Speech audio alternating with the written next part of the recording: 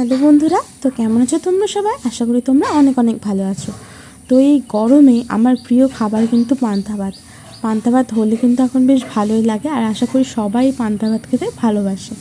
তো আমি কি করে পান্তা ভাতটা প্রিপারেশন করে খাচ্ছি সেই ভিডিওটাই তোমাদের সাথে শেয়ার করে নিলাম। তো দেখো, পান্তা ভাতটাকে আমি একটা প্লেটে ঢেলে নিয়েছি, আর এর মধ্যে একদম ফ্রিজের ঠান্ডা ঠান্ডা জলের মধ্যে দিয়ে দিচ্ছি। এরপর আমি শুকনো লঙ্কা ভেজেছিলাম যে সর্ষের তেলটাতে, তো সেই ভাজা তেল একটু নিয়ে নিচ্ছি, আর একটু কাঁচা তেলও নিচ্ছি। তোমরা চাইলেই এর মধ্যে থেকে একটা যে কোনো স্কিপ করতে পারো। এরপর আমি এর মধ্যে দিয়ে দিচ্ছি কাসুন্দি।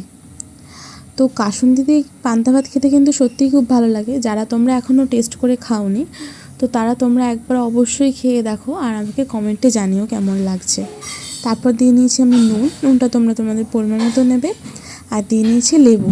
এই লেবুটা যদি গন্ধরাজ লেবু হয় তাহলে পান্তা ভাতের টেস্টটা আরও বেড়ে যায়। এরপর একটা শুকনো লঙ্কা আর একটা কাঁচা লঙ্কা নিয়েছি, ঝালটাও তোমরা তোমাদের ইচ্ছা মতো নেবে। আর নিয়ে নিয়েছি পেঁয়াজ। আর পান্তা ভাতের সাথে যদি একটা কিছু ভাজাভুজি হয় তাহলে পান্তা ভাত খাওয়ার মজাটা আরোই বেড়ে যায়, তাই নিয়ে নিয়েছি আমি পেঁয়াজি।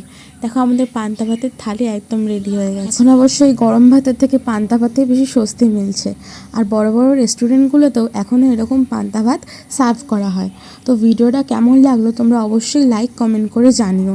আর এখন যদি আমার চ্যানেলে নতুন হয়ে থাকো তাহলে আমার চ্যানেলটাকে প্লিজ সাবস্ক্রাইব করে দিও।